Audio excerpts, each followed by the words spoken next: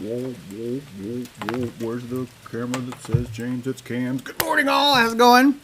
Welcome to today. You've been here in today already, but I am. Why is my cursor? People don't. There we go. I don't want that pointer. Wait. We'll see how long that bothers people. So welcome to. I'm just kidding. Welcome to today's show. Glad to have you with us today. It's rainy here, overcast. It's been raining like a fish spitting. It's been a lot of rain. It's been great. Makes you appreciate things like roofs. You know, the only reason why we have houses is because of roof. The invention of roof is like pretty much what got us in the fucking shithole we're in right now. If we would have rethought roofs a little bit, been like, are we sure it's a good idea?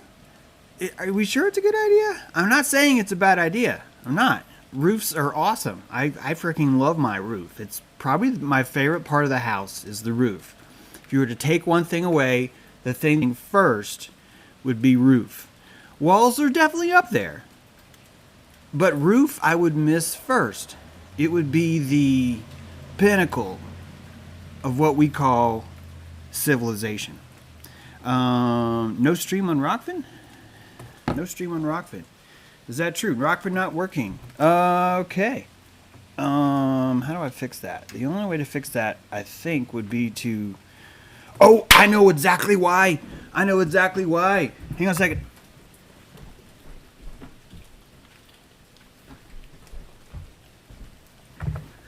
I know exactly why. Rockfin makes you hit a button. It's very annoying. Yeah, I've been ready to go live, Rockfin. It's literally why I said, hey, Rockfin, I want to go live. Okay, tell me if that works, Rockfin people. Tell me if that works. God, I got to remember to hit that button. It's so hard because you're already live and you can't hit the button until you're live. So first you have to tell Rockfin I'm going to go live at 11. And then when you go live at 11, Rockfin's like, what are you doing?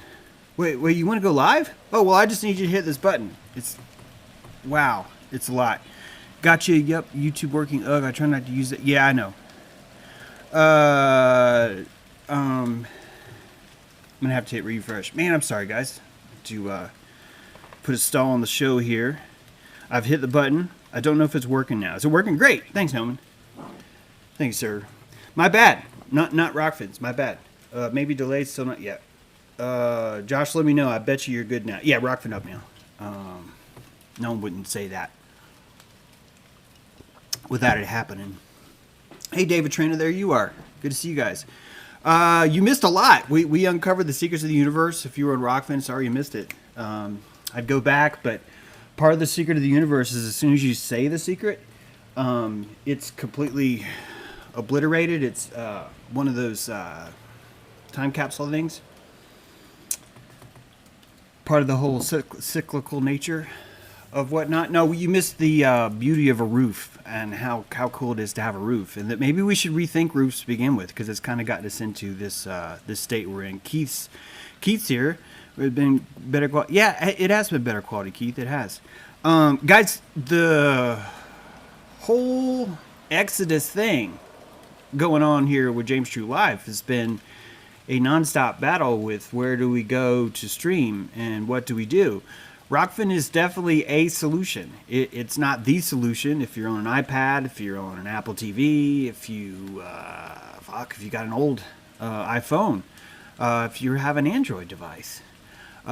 Those things do not have a catered Rockfin solution built into them. I know they're working on it. I can tell you that every time I email Rockfin for any kind of question or trouble or help, the dude, my contact's name is Jamie, and he's like, boom, like he's knowledgeable, he's friendly, and he's there. So if I was starting a streaming company, which I've thought of doing because you kind of have to, I would want someone like Jamie on my team. I would want something just like Rockfin, and the entire time while it was being built, I would hope that people who were watching it are realizing that, fuck, this is how rebels have to do it. It's different, man. When you go to Hoth and you go underground the ice planet and you find the rebel base, there's going to be a lot of tubes, man. Tubes running all through kinds of stuff. You know, a lot of wires, a lot of tubes. It's not going to be real fancy, right? You're not going to have on deck 3 a polishing station for your stormtrooper uniform, right? There's not going to be a martinizing service for that fucking helmet that you have to wear 24 hours a day, by the way. These things do not exist in Rebel culture. Ewoks have poo stuck to their fur sometimes, and you are behind one of these Ewoks and you're walking with him to meet that main British chick who's going to eloquently describe the blueprints of the Death Star, because they're like, we need someone with a British accent to be the rebel. She's like, I will do it. And so, you know, it's going to be more like that. There's going to be dingleberries. There's going to be, you're going to trip. You're going to fall. There's going to be problems. And that's part of being in the Rebel Alliance. You know that. That's why you're here. You would have found me anyway. Some of you found me on D-Live. I mean, fuck, guys. If there's any more proof that we are living in a Rebel Alliance, look at our moderators. Sarcastic. Have you seen that dude? Straight up fucking Rasta Wookiee, dude. It's like Chewbacca with like Nietzsche, like Chewbacca reading Nietzsche. And that's what you get with Rebel stuff. That's how this stuff works. It's yeah, you guys know that. I don't know where the stream is going to go. I don't know how long it's going to last. I wish I could talk more about the juice. It's not that I'm not. It's just that it's definitely been like, geez. Frankly, I don't even know if it's a problem anymore. And that's got to sound really kind of bizarre. But most of the people that want this juice are so upset and angry at me because I wanted people to look at the ingredients, that it's making me not really want them. I'm like, no, stop, please don't take the juice, because I know that these people are going to be shaping our future. They already are. They're shaping, they have a time reality bubble just like you do. All of us are competing in this open melee, this giant MMORPG or whatever, where our realities are meeting on an etheric field that we've all logged into, a central IP that all of our etheric fields can meet at the same time and battle. And who wins the battle is who gets to decide what reality is. What we decide is real. In the world of chasing witches through the woods, right? Old ladies with cats. In that world, there was a time when the same people that wanted a martinizing station for their mask on level 4, those same people were the ones chasing your great aunt through the forest because she had too many cats. They're the same people that carve genitals and place them on a stick and run through the village going, we are righteous. We have genitals on a stick. We are the more righteous of anyone. It's those same people are still here. It's just the setting. The wardrobe's changed. The Lion and the Witch and the wardrobe. It's all still here, right? What you're watching is the set change. A different time. Exact same people. Exact same problems, exact same witchery running around, exact same righteous desire to cure all that is unknown or mysterious. And it doesn't matter if it's right or wrong. It's, can you build a Death Star out of it? That's the only criteria. Can we take this fear, this thought, this feeling we have, and build a Death Star out of it? And whoever can do that shapes reality. That's it. And there's no truth in it. It's, will that Death Star float? Will it? Will it orbit? Will enough people believe in it enough where this giant floating hunk of metal, whose entire function is to blow up an arbitrary planet at random to the titillating screams of a princess, that entire motif has never gone away. And it hasn't gone away because we need it. We need it. I'd like to talk to you today a little bit about a tantrum, about the childhood tantrum. I'm just checking the notes here, make sure everybody's online. Good. superstations. The tantrum is a psychosomatic pranic dump. I'm not trying to sound fancy. It's a body-induced dumping of energy that most of us equate to children. We watch a child have a tantrum, and the parents, and even most of the tribe around the parents even, through cues of the parents, will allow the tantrum to manifest socially. There'll be a brief time where it's allowed to manifest socially. And I have to wipe my nose. Hang on, just getting tissue. And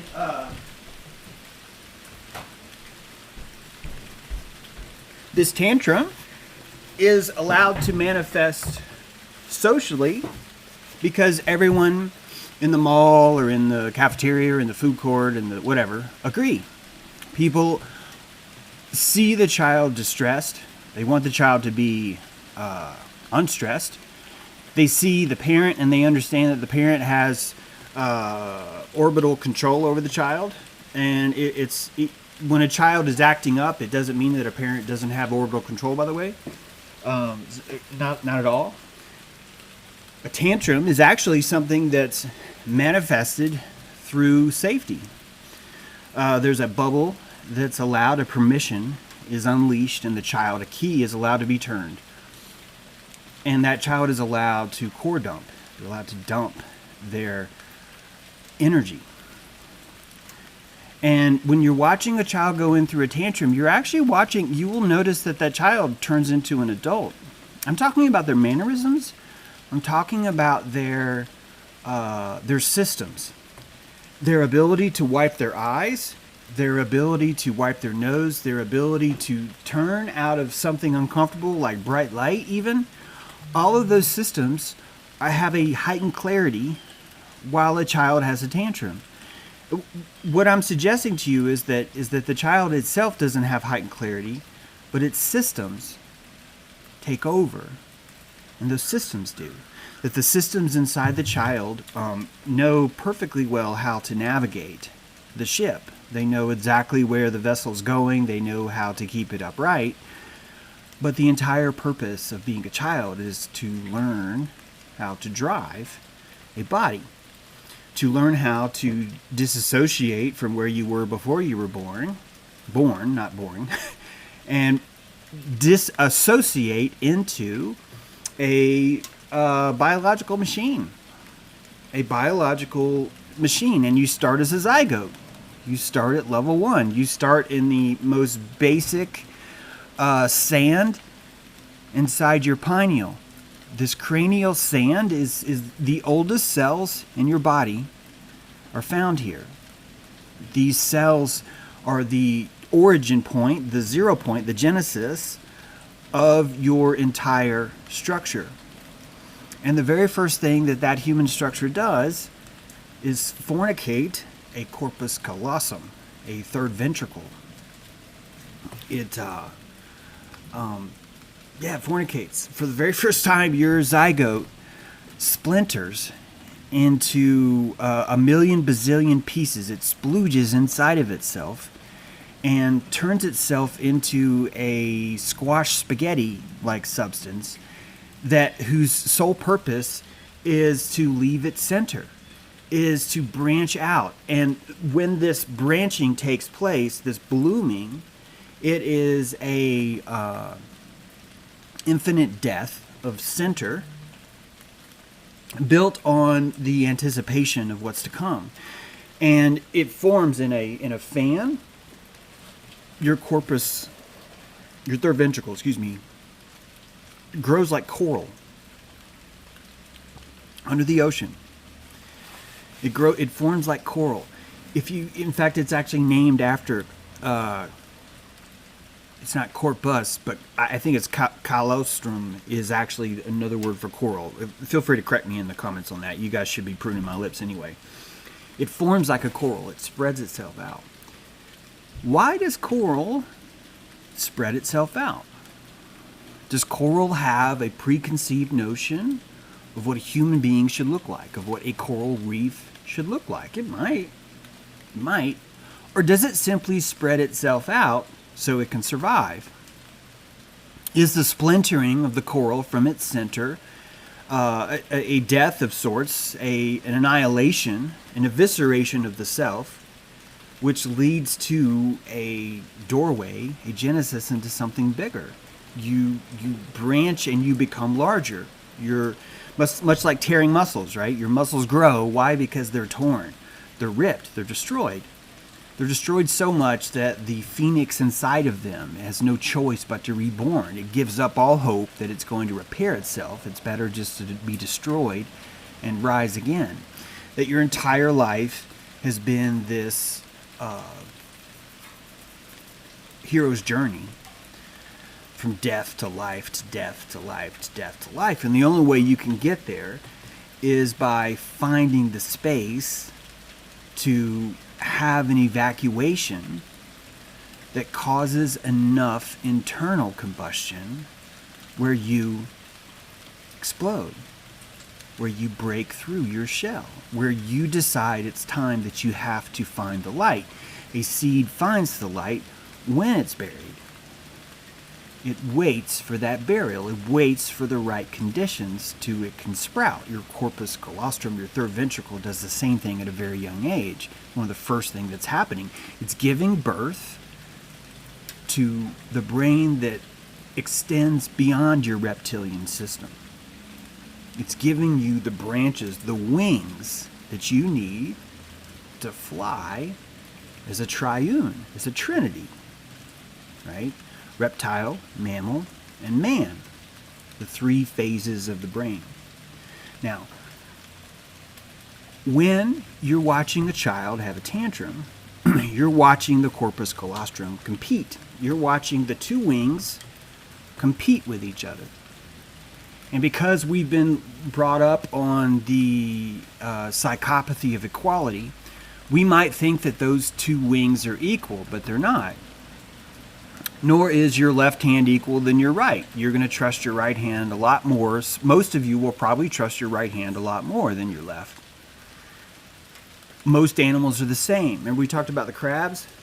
One claw is bigger than the other. The two towers are not the same. Jachin and Boaz are different. One's male, one's female. Even the two towers you see in architecture, they're slightly different. We have a paradigm for that. It's called gender. You already have that concept. It's equality that's trying to bastardize that and change that. Back to the tantrum. Your brain has an argument between two towers, and you might think that that's a distraction, but that argument between those two towers is literally what's keeping you alive. That distraction itself is your primary white field. Your primary white belt field. White belt is ignorance. Most of your strength comes through ignorance. A baby is coated in a sheen of ignorance. That ignorance allows that baby to have more power than anyone else. You could place that baby in front of a fire-breathing dragon, and that baby would necessarily not lose any energy from stress of mortality or from stress of losing something that it has. It doesn't possess yet because it is not possessed. It is in a state of learning. It is a special kind of vehicle that's waiting to be taken over. It's on an autopilot of sorts, although it's not even fair to call it an autopilot because that's still you. It's just a concept of you that most of us and most of our parents never recognized inside themselves as real. And it's so important that you understand that, because if you take this concept and stretch it back, you will see how we have systemically built into society autonomy when we don't have it. And you see this best of all in a temper tantrum. You're watching the child begin to dump. You don't even necessarily see pain. If you saw pain, I think more strangers would come up and say, "Oh my God, your child's in so much pain, you should fix that." because pain would hurt you too. That the human empathy computer built into you, you would feel pain also. It would resonate with you. Certainly tantrums make you uncomfortable. But as you analyze your feelings, I think you'll understand that the reason why they make you uncomfortable has more to do with you and less to do with them. In fact, I believe most of us find relief when we're watching a child have a temper tantrum, because when the parent is allowing the temper tantrum to happen, you are seeing directly through into that family. The roof, the walls of the home become see-through, and you can see the true connection between parent and child. It actually makes you feel better when you can watch a mom not respond to a tantrum, when you can watch her remain calm and not suffer in front of a crying dragon, because that's what you have. But why? Why? I don't think we've ever asked this question, because most of the time we've decided that temper tantrums are just temporary, that they leave the body and eventually we all just learn how to cope. But I'm telling you that I don't think that we learn how to cope, because I don't think a temper tantrum is a bad thing. I believe that process that's happening is more alchemical. It's more electromagnetic. It's more actually thermodynamic. Let's use that. That you're watching a thermodynamic equation that's vital to the health of the child and the parent. So what exactly is happening? The child develops tunnel vision. The very first piece that comes with a temper tantrum is tunnel vision. If you can remember deeply enough, you will see this too. You will remember what it felt like to have the cave walls of Plato's cave bunch up around you. That as they bunch up around you, and you being an ignorant, not in a bad way, an ignorant 2-year-old, 4-year-old, 3-year-old, 4-year-old, don't know that if I create the cavities around my eyes more by squinting, I will simply see less of the world. That there's not a 1-year-old that has those rational processes. It's still happening though. The child still knows I need to shut the world out. And all of a sudden we're watching someone who's been bumbling along, pretending to control a machine, have expert precision over every orifice, including the pores. That when you're watching a child have a tantrum, you're watching the dilation of their pores, the scrunching of their eyes around their cavity. You can try that. It creates less light. Less information is allowed to come into the child. How does that help the child? It shows the child that the world doesn't have as much authority or influence over it, simply by the art of squinting. Now, that's just one element.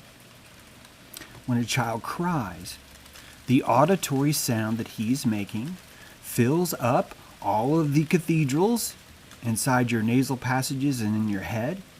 It gets so loud with that crying that the auditory stimulus coming from the outside world is squinting.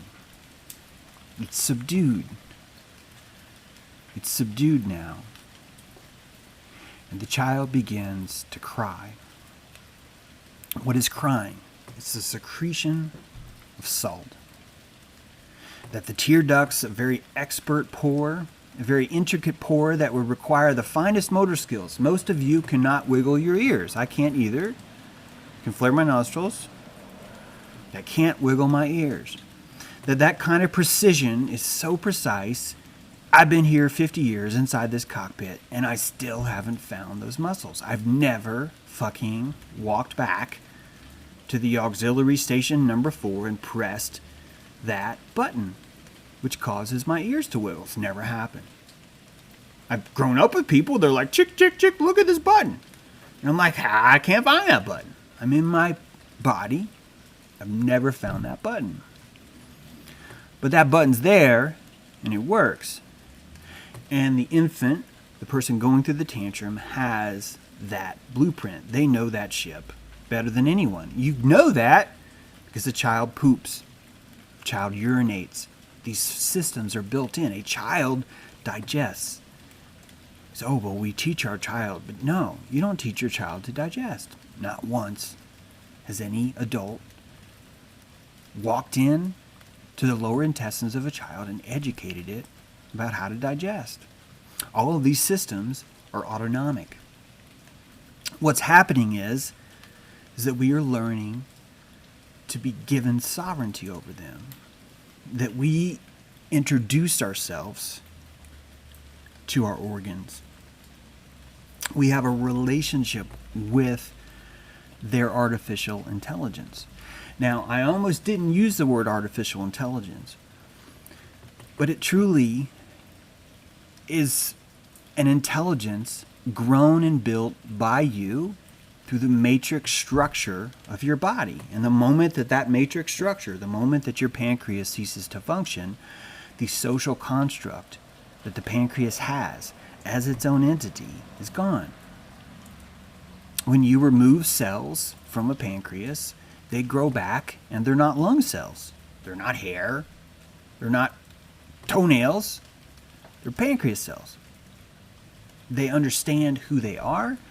They have a consciousness. They have a reality bubble living around each of those organs. And these reality bubbles would not survive. They would not be able to function if they did not have autonomy. They would never be able to trust you, because when you were 7, there were too many strings. And if you would have started pulling all these strings at the same time, most people would have just died, would have exploded. Why? Well, because all of a sudden someone swallowed it at the wrong time when their esophageal binary hole, right, was switched. And so, wouldn't you know it, they're shoving food down into their lungs now. But that happened at 7 months old. Who the fuck would know? It's not like you had a conversation about it. These systems are automatic because they have to be. We don't learn them. We are given trust to convey on their behalf. That's all that happens. You enter into a sacred contract with your pancreas where your pancreas trusts you enough to make those decisions. And if you have enough trust from your ship, from your crew, from all these different systems, you were able to command more of your body. What is an athlete but someone who's gained trust inside their system? What is a dancer but the same? Anyone who participates in an act of grace, even cooking, has established a good autonomy with their systems. They've established a working relationship, and everyone trusts that captain. When you were a child and you're throwing a tantrum, your body doesn't care anymore about your social constructs. In fact, when you're watching a child cry, you're actually watching the emotional reaction of realizing that it doesn't have full control. This is both painful as much as it is a relief.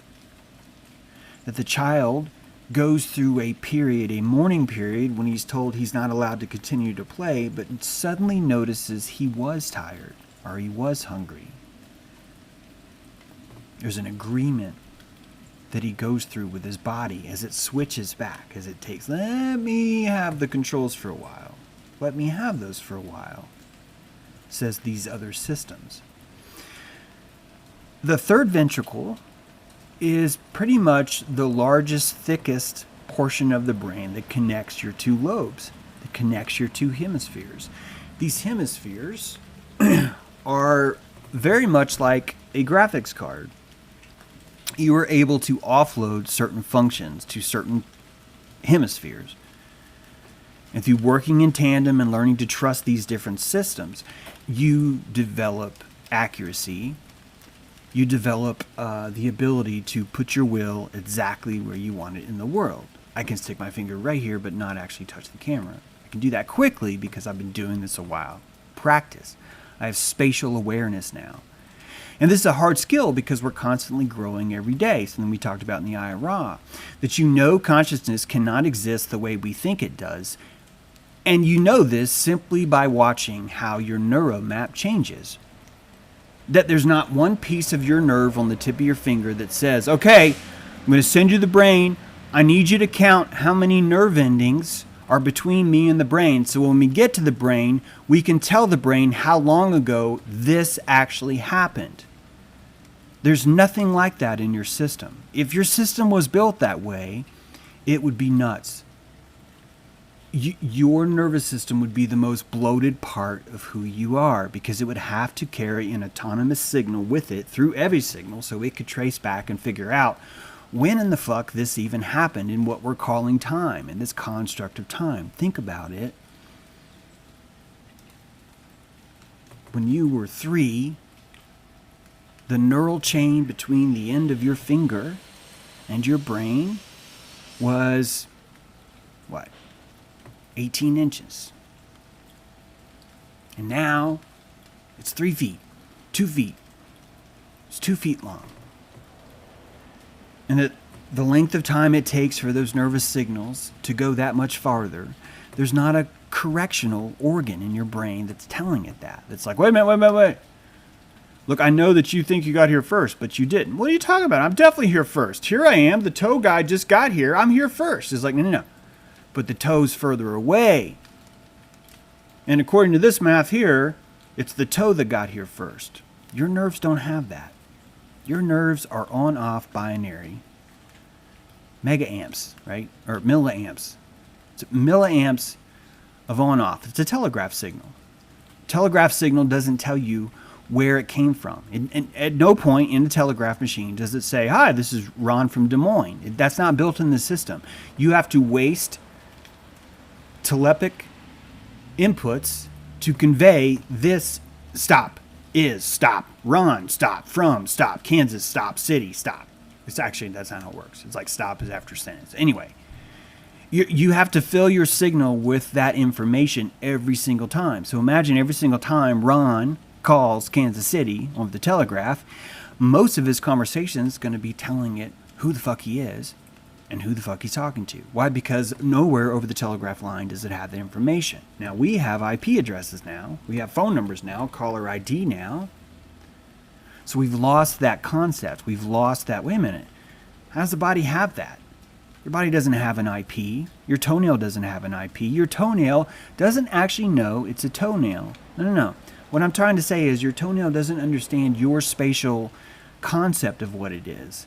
Your toenail only knows, we need a roof over this skin, because, man, when the sock touches the skin right here, God, it fucking hurts. We need a roof. So it builds keratin. It takes dead cells and turns them into keratin. Same thing as hair. And decides, we're just going to coat the top of this with hair until that skin, doesn't hurt anymore. That's the only thing a toenail is. It's like, I just need to cover this part. That's all it has. It has an autonomous relationship with the skin around it. But it's not your entire identity. Nor is the child in his entire identity either before, during, or after the tantrum. But when the tantrum is over, the child's regulated. The child is complete. Now we're told, or we think, that the child gets better, that they learn to outgrow the tantrum and they learn to fit into society. And I'm here to tell you, what if it doesn't happen that way? What if it doesn't happen that way? That what if these systems are still working today as adults? That these automatic systems take over, and that what we would do to cope with them is simply try and justify what the fuck's happening. When there are problems with the third ventricle, a lot of times autism comes out. A lot of neuro problems happen. Something called alien limb happens. Alien hand syndrome, Alien hand syndrome. Whoops, I hit the right button. I meant to hit this button. Alien hand syndrome happens. Also called Dr. Strangelove syndrome. Person experiences their limbs acting seemingly on their own without conscious control over the actions. Right? If we read, there's a variety of clinical conditions that fall this category. Most commonly affect the left hand. Turns out they actually just thought that, but it's not necessarily most commonly the left hand. It's just that most people have decided to render from their right. That most people have decided the claw that I want to be my primary claw, I want to be the right one, not the left one. And because of that, it's no different than you having more muscle structure on your left arm. If you're going to pick up a hammer more with your left hand's going to have more muscle. It's just going to be slightly different, just like the claw of the crab. Now, what if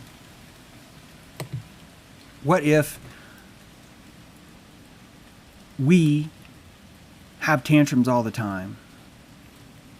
What if what's really happening is, instead of alien hand syndrome, we're having alien syndrome just in general? Hear me out. I'm trying to suggest to you that what we call the intuition, that what we call wisdom, is in fact this alien system invoking itself, but we cannot afford to live in a body where we do not have full control. And we struggle with that control.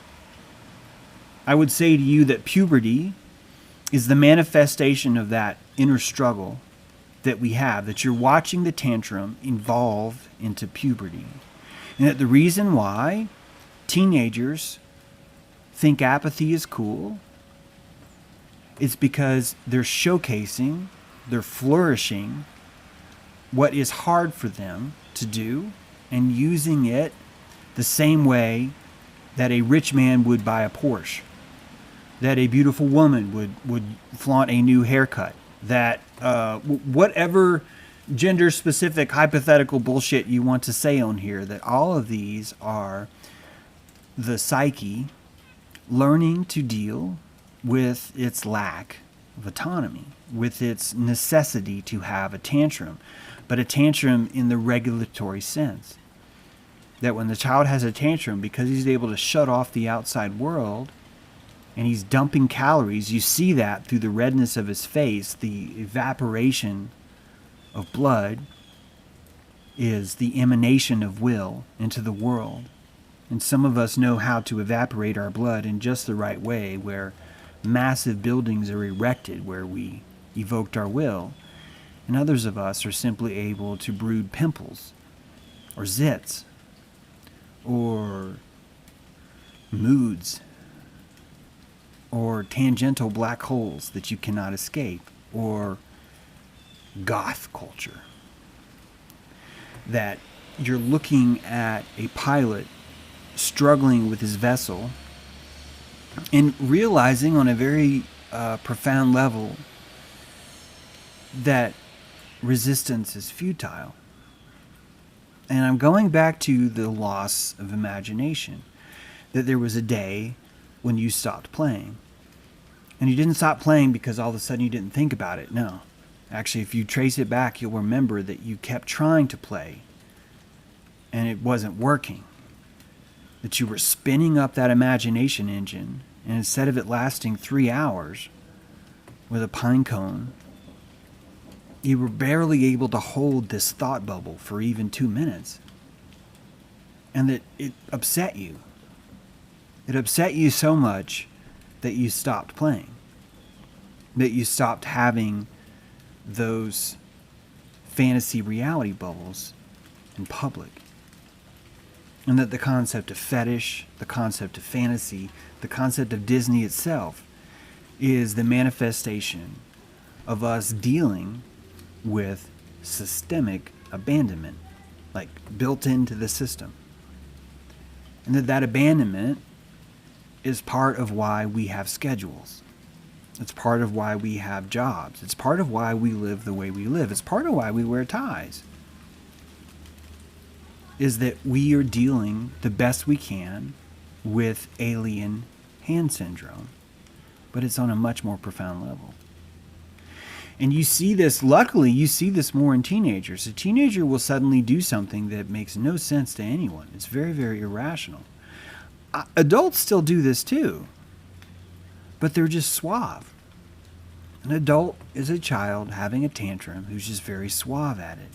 That the taller you get, the less other people will tolerate you core dumping in public. Because if everyone was to core dump in public, all of us would have to acknowledge that we do not have full autonomy control over our third ventricle, over the union of two hemispheres trying to forge a reality that they can both agree on. this is tough work. And this tough work is part of what gives you that safety bubble. What I mean by that is that if it was not for your two brains telling you, should I go this way, should I go that way, should I go this way, should I go that way, you wouldn't even have a freeze option. And freeze is sometimes a very good response. It is. There are times when freeze can be a good response. And you're not going to know which ones those are. And you may not even necessarily be in control. The decision you're going to make is more going to be based on where your strengths lie. And we call someone successful when really what they were doing is simply following through on their tantrum. That's it.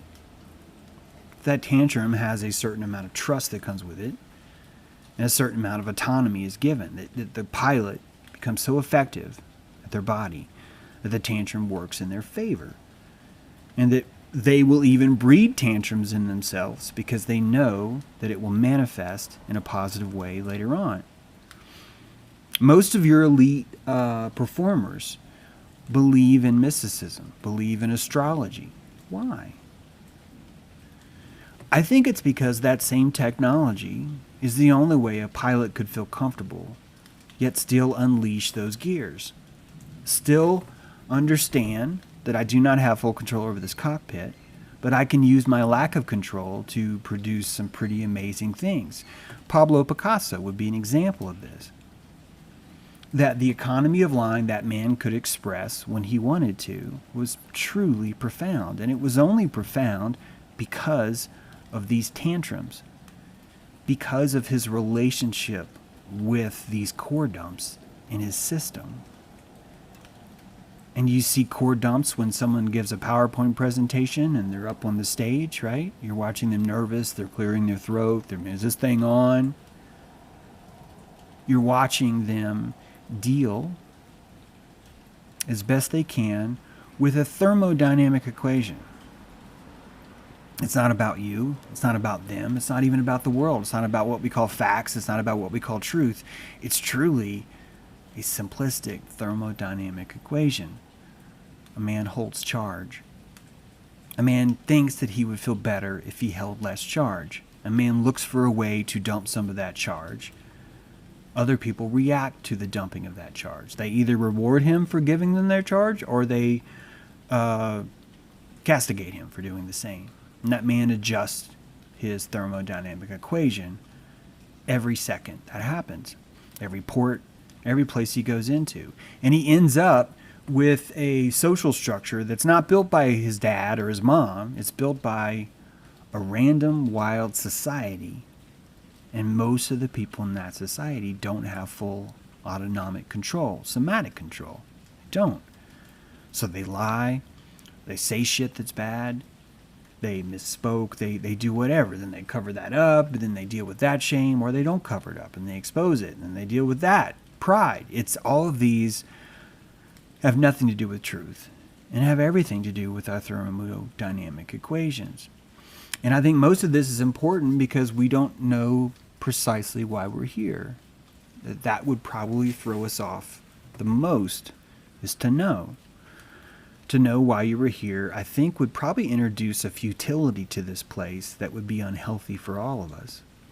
It could even be that in the end, that the reason why NASA does what it does is because it wants to prolong the lack of gnosis as to why we are here. I could see how that would be a constructive thing to do. But that is where we enter into a different realm, where we've entered into a different space of morality, because we are now no longer living under a roof. We're no longer in a fort anymore. We have stepped away from the violence of civilization and returned to the splendor of the jungle. The splendor that says, I can sleep in front of a firing, breathing dragon because I have nothing to lose. And a man who has nothing to lose is simply a man who's realized that what he has isn't real. And I don't think that I would want to live in a world where people don't think everything's real. I think it would... I think it'd be cool if I'm working on that. Actually, people are going to figure out what they're going to figure out when they're going to figure it out. There's nothing I do about it. I think that's why I have such a different approach to it, maybe now than I used to. It's why I have so little patience for this notion of objective truth or morality. Because when you have objective truth and morality, you're really just looking at consensual rule, and we already have that. We have a leader, quote, quote, who is the systemic collective collection of a good leader. That Biden and Trump are just the zeitgeist's impression of what is best. And if we're going to sit there and say that we have an objective rule, it would be absurd of you to not admit that you live inside of a tiny minority. But yet you're going to insist that your tiny minority is morally right while everyone else's is morally wrong. That's psychopathy. That's not truth. And you pretending that you have moral high ground because your minority is the only one that's right is what someone says before they stick their own poo in their mouth. They have to find a way to tell themselves that that's okay. And sorry, baby, but that's Zionism. That is that whole concept of we need the greater good to tell us what is good because we do not want to be held responsible for choosing wrong. We only want to be held responsible for not obeying. And that's a sickness. That's not a responsibility. I don't want any part of that sickness. I fully expect that there's going to be strife here. I'm pretty sure it's built in the system. And I don't know why all of us have to assume that everything must be broken because there's something called pain in the world. You hear that as a proof of that there's no God. Well, if God exists, why is there pain in the world? It's like, well, if God exists, would there not be pain in the world? Well, why does pain have to equate to not being a God? Why is pain something not good? Well, because it hurts. So why is something that hurts not good? And when you really truly understand that, you can't really find an answer for that. Because if you were to really look back at, well, what tastes good, what tastes bad, therefore is what's morally good, is sugar morally good? Because you're using the exact same criteria as your morality. You're picking morality as you would a Pop-Tart off the Family Dollar shelf. Oh, I have morality now. It's only at 99 cents. A fucking hell of a deal. Most of the world's run by that.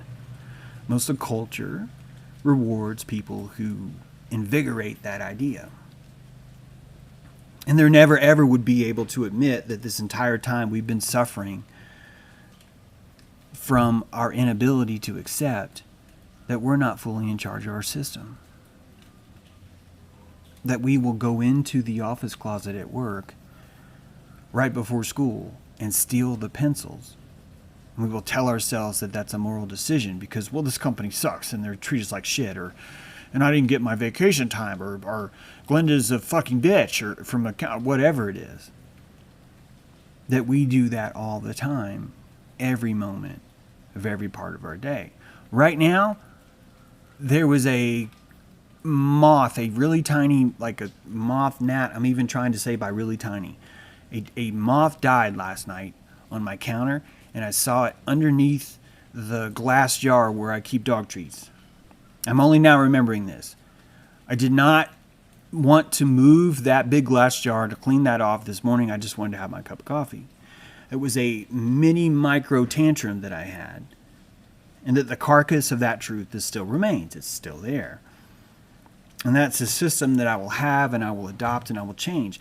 I will lie to all of you about it if it's chronically profitable for me. And I will do it so well that I won't even fucking know that I did it. Why? Because my system knows, well, you know, when James knows he's lying, he feels bad. So how about James lies and we don't even let him know? That your system does that too. And I love watching people squirm and insist that's not the case.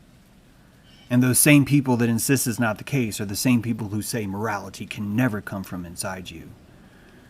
That it has to come from a book that was written from someone else's insides. That your insides are faulty, but the dudes at Trent, their insides were legit. So legit that they could write instructions on a sheet of paper that if you followed them, you would have objective reality. That, my friends, is some serious sociopathy. And I'm glad it's there. We need systems like that. We need crutches. We need props. We know all of it. I would not have been able to survive this long had we not had those systems. Nor would you. Nor would the people that are embracing them right now. It just wouldn't happen. I did move my mouse. So, if we are all living under alien hand syndrome, but on a much more profound level, I'm talking about even your intuition, where someone will do something that is counterproductive to their career even. And it is our reaction to that, which more determines our success than anything.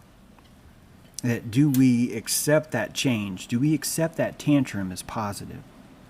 Do we notice the moment we squint our eyes, the moment we fill our auditory ears to block out the sound, the moment our pores dilate and we can just start dumping electricity no matter who's in the room, that we're doing that every part of our day?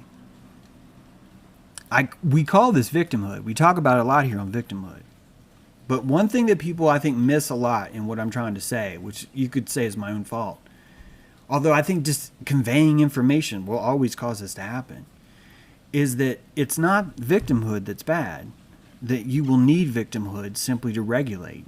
And even if you thought that victimhood was bad, that you could try and choke it out as much as possible, but your system would eventually catch up and say, look, if he's going to not let us regulate through this way, your system will simply find another way to regulate.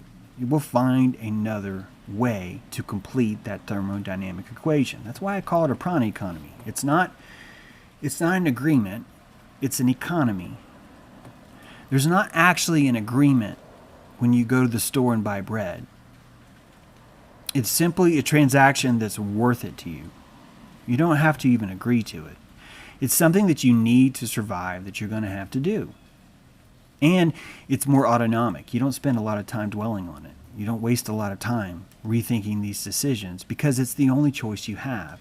You didn't waste and victimize yourself on this hypothetical bubble where you have a moral decision now about bread. And you see that all the time. Oh, I refuse to buy this because the rye comes from the Rhinians and they're very racist to the Weedians or whatever. Like, even that shit, that's not going to make you moral. It's going to actually make you more twisted because now you're living in this hypothetical world. We call that veganism sometimes. I'm not saying you shouldn't be a vegan. I'm trying to say, and vegans know this, that if you look inside your own culture, that exact same thing is there. It's there. It's everywhere. But it's very strong there. It's very appropriate. Why? Because the system's watching you choke yourself out. And it has to do something to regulate. What it does to regulate, it turns you into a vegan. Same with goth, right? That you end up wearing the white makeup as a goth because it's the only way your system can find a way to regulate what's going on. That your resistance is futile. Even if your resistance works, that's what makes it so futile. Is that you're going to think it's going to work, but you're still going to undump that equation. Now, you could approach the world as a living prana economy, which means every single day you're going to regulate, and it could be that a 7-year-old ends up with your energy. And that's when most of us will, that's where we lose most of our power. Because we notice we don't have the autonomy that we should in the world. Because here I am being outmaneuvered by a pranic 7-year-old. And the only reason why you feel outmaneuvered is because you felt that that energy belonged to you, that you should be an expert at it, because you're older, because you have this autonomy, because you have this control, that you're going to be better at it, but you're not. When you're watching two people negotiate in a business world, you're not actually watching a tantrum unfold. You're watching people that are pretending to be able to deal with their tantrums, compete with each other over who can pretend more. The art of sales is probably the most perfect world to learn about prana, to learn about this exchange, even your negotiations for your job. Many of you right now are losing a lot of energy because you thought you had job security. And now you're noticing that, well, wait a minute, all it took was this one simple thing, and I don't. And that only happened to you because you entered into that reality bubble with them, that this is a place for job security. And that was part of why you invested time there.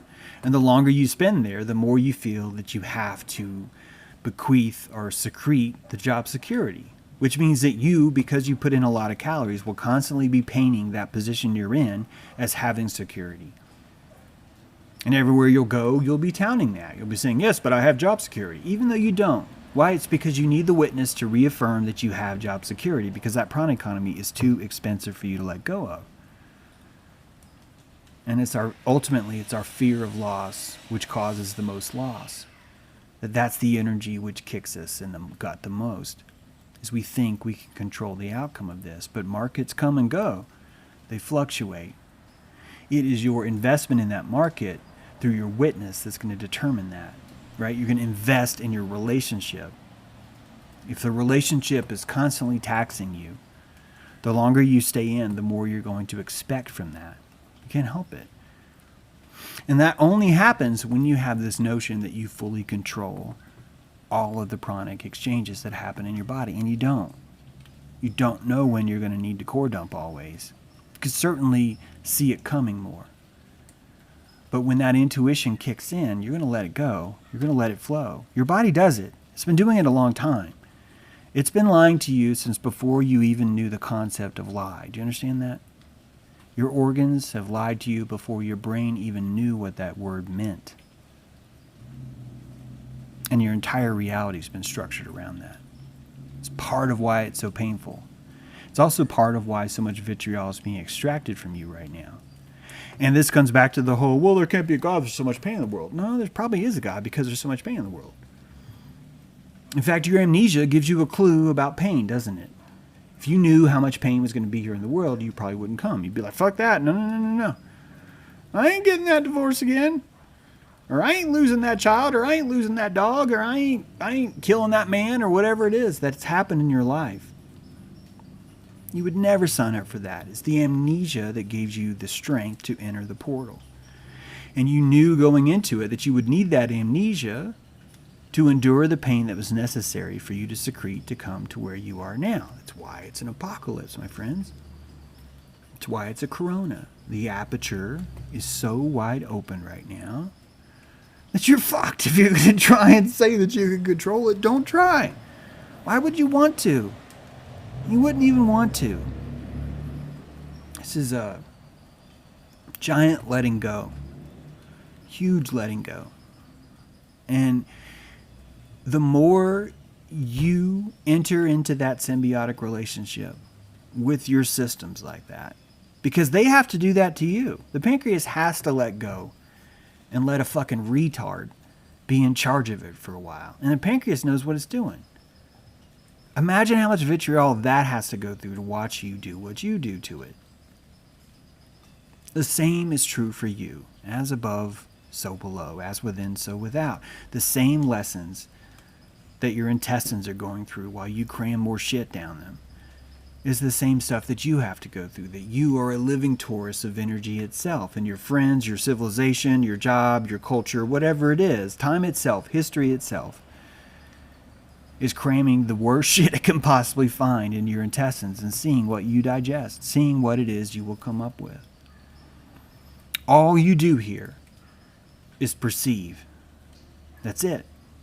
Even your intestine. Did you realize that your intestine is basically an ear? That if they say the intestine's like miles long or whatever, right? Well, an antenna is miles long. Why is an antenna so long? Because it has to be long enough to receive the UHF, the wider, the longer signals. That's literally why the antenna is that long. It's because it's capable of receiving antennas that long, signals that long. Imagine your intestine is the same way, but it works through time. And that when you put that Brussels sprout into the top of your intestine, the time it takes to pass through that intestine is how long it's required for you to sense this substance, i.e. a Brussels sprout, not through your eyes, not through your ears, not through your touch, but through your digestion. That your digestion needs an antenna that long to digest the depth, the fidelity of the world that we have. Your eyes see what, 0.003% of the visual spectrum? It's like that low. It's ridiculous. You are a fidelity machine that's been tuned to a very fine frequency. And that fine frequency is why you're here. You're not here to control it. You're here to digest it. It's a very, very different economy with the world. One that should give you confidence and make you feel better despite what's happening.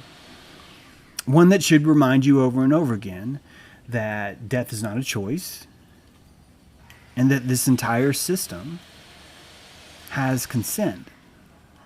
It has this beautiful sheen of consent to it. And the fact that you can spend most of your time in life not fully controlling your system, and you don't wake up with your fist shoved up your own ass or some eyeball pulled out because you decided you wanted to swallow it one day. You start to realize that this entire system has more, we have more control over this than we ever thought we were. And the only way you could find out that you have more control over that is by letting go. It's completely backwards. And I think that's why you have Dojo Earth. That's why you have this system here. It's the only way that would teach you that you gained by letting go.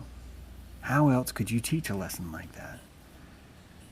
That by letting go is your Corpus Callosum, your initial sand broadening itself, shooting out like coral into a different time and space for no other reason than to digest signals from a brain that doesn't even exist yet. That kind of intelligence can't be an accident. There is a captain and there is an engineer, and your engineer can drive this ship anywhere you want. But he's here to train you. He's here to teach you to be captain. And that's going to involve a lot of mistakes. It's going to involve a lot of prana economies. Whoa, look how late we're running. Anyway, dojo today, if you can join us, hope to see you there. It's at 12:30. I streamed 3 times last week. This week I only streamed 1 day. Until I get like control over my life, I really want to control. I really want to have a see the irony here. I really want to have a regular live stream schedule. Sorry, it's not always that way. I've been working on something though that's, man, I wish I could tell you about it, but I like to show, not tell. I'd rather show and then tell what I'm showing, right? Rather than tell and then maybe not even show that. That's a prana economy too. Let me tell you about this great thing that I'm going to do and then not actually do it. Most of the people run like that, right? It's gross. It's what voting is, in fact. Anyway, we're going to sign off now. Thanks for being here. Have a wonderful, happy Friday. Oh, real quick. We only have... I haven't done this all week. Note, the moon is in Libra, and Mars and Sun are right next to each other on the back of Virgo. Warming the back of the Virgin right now. She's like, oh, that feels good. Oh, it feels so good. Meanwhile, Venus is caught in the tail of Scorpio. Actual tail itself. Actually, sorry, that's the tail. This would be the head, the pincers of Scorpio. So, lots going on right now, guys. A lot's happening. Jupiter's hanging out over here in Capricorn. It's like, hey, Capricorn, I'm Jupiter. How's it going? Capricorn's like, hey, I don't even see it because I got Saturn right up my ass right here. Right here, right? So there's a lot going on in Capricorn with the giants, right? The one-eyed and the no-eyed are hanging out in Capricornus. So good luck with that, you guys. That's it for now. Yeah, you guys have a great weekend. Remember the Alamo. And thanks for being here. We'll see you next time. Bye.